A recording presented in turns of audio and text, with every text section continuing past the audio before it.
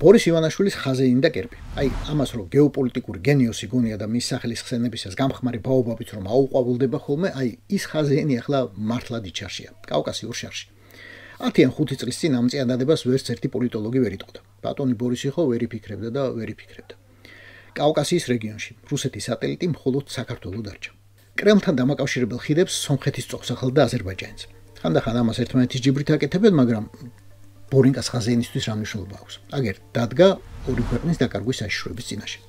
გაჩნდა ცნობები, რომ დიდი გასაჭირის მიუხედავად რუსეთის თავდაცვის სამინისტრომ მიიღო ბრძანება და უკრაინის ფრონტიდან მოხსნა ერთი სადესანტო ბრიგადა გადაისროლა დერბენჩი. აზერბაიჯანის მოსაზღვრედ. ხვდებით ალბათ ეს რის ნიშანია და ვისთვის. ბოლო რამდენიმე წლის ამბავი ძალიან მოკლედ გავიხსენოთ.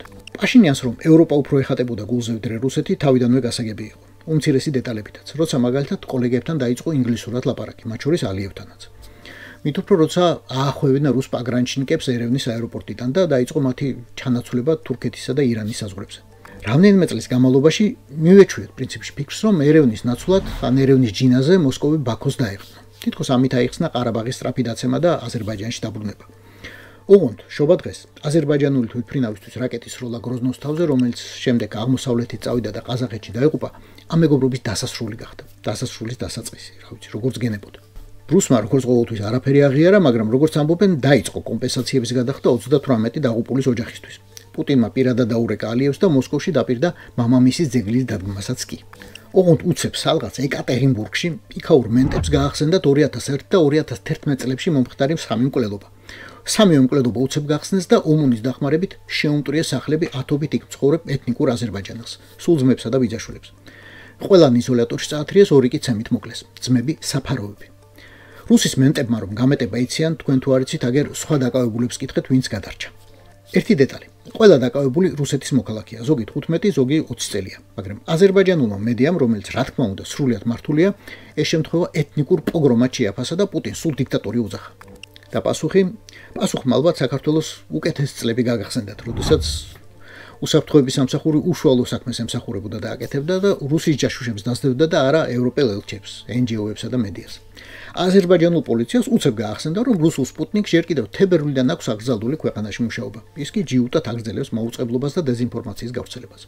საჩვენებელი ოპერაციისას დააკავეს ბიუროს უფროსი და მისი მოადგილე. მერე კი 5 სხვა თანამშრომელიც მიაყოლეს და პირდაპირ თქვეს, FSB-ს აგენტურაა. რუსია ახლა ამაზე გაბრაზდა და ელჩი გამოიძახა და დატუქსა. ალიევმა კი წლის ბოლომდე გააუქმა ყველა დაგეგმილი რუსული კულტურული ღონისძიება. ანჟელიკა ვარუმი დაწყებული და დამთავრებული შჩელკუნჩიკით. კულტურა და პოლიტიკა აურია ქოცების ენაზე. რუსებმა კიდევ სხვა აზერბაიჯანელი ბიზნესმენები უკვე ვორონეჟში დააკავეს. ამჯერად აღარ მოუკლავთ. გათენდა მეორე დილა და აზერბაიჯანის პოლიციამ ახლა ესკადრები გაავრცელა. ჩანს ორი დუჟინი კაიბრგე ბიჭები, რომლებიც რუსული ნარკოკარტელის წევრებად არიან დასახელებულნი. ცხვირპირი კი აქვთ გაერთიანებული, მაგრამ აზერბაიჯანელები ან კავკასიელები რომ არ არიან, ისედაც მიხვდებოდით. თითქოს მოილაპარაკესო, რუსეთზე იერიში პაშინიანმაც მიიტანა. ასევე თავისი ქვეყნის შიგნით. იმა კრემლის უფრო ბობოლა აგენტები ამოიღო მიზანში, აი უმაღლეს ეშელონებს რომ ეკუთვნიან ისეთები. სომხეთის ეკლესიის ეპისკოპოსები და თვით კათოლიკოსი გარეგინი. მათი დაპირისპირების ამბავი დიდი ხანია ვიცით. ეპისკოპოსი ბაგრატი იყო, ვინც ქუჩაში ხალხი გამოიყვანა და უნდა დაემხო პაშინიანი. კათოლიკოსთან დაპირისპირება ამას მოყვა ლოგიკურად, მაგრამ მოულოდნელად პრემიერმა პაშინიანმა გარენგი მეორეს ჯერ რუსეთთან კავშირი დააბრალა, შემდეგ ბერუბის ღალატი და ცოლიანობა. საპასუხო ბრალდებად მიიღო, ეგ წინ დაცვეთილიაო. თანამედროვე სომხურიდან რო თარგმნოთ, ალიევისა და ერდოღანის აგენტიაო. ასეც გარეგინმა მიიღო პასუხი. თუ გაინტერესებს, მზად ვარ გაჩვენო, რომ არ ვარ წინ დაცვეთილიო. წარმოიდგინეთ, რომელიმე ქართველი ხელისუფალი, რომელიც ეკლესიის მეთაურს ასე დაელაპარაკება.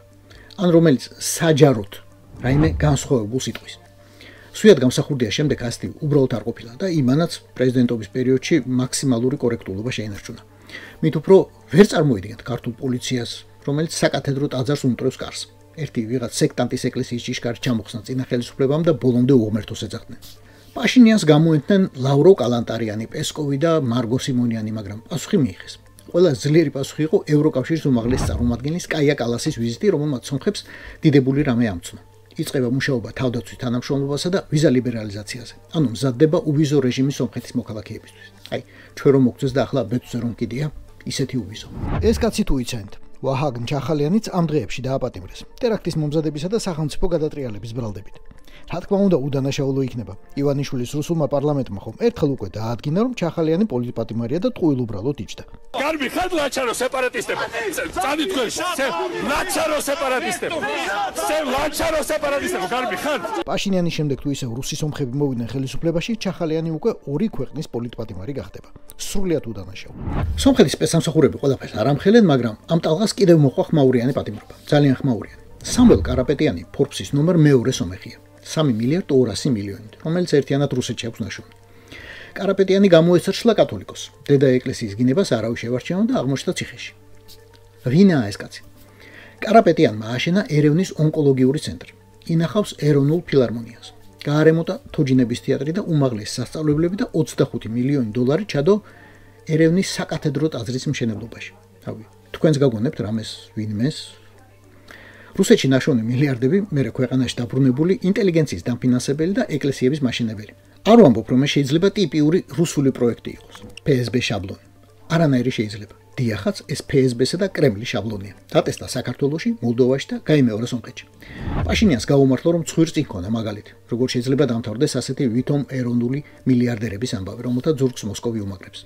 ცუდია, რომ 2012 წელს იმავე გამოცდილების სწავლა საქართველოს არავისგან შეეძლო. აი ამ ყველაფრის გამო დაგჭა ვლადიმიროვიჩ ამ რეგიონში ერთადერთი ერთგული ვასალი, ვინც არასდროს გიღალატებს, რა კი შენით უდგას სული, შენით უდგას ფული, შენით უდგას ყველა გიგანტური ხე. მოკლედ, ყველაფერი შენით უდგას, რაც უდგას.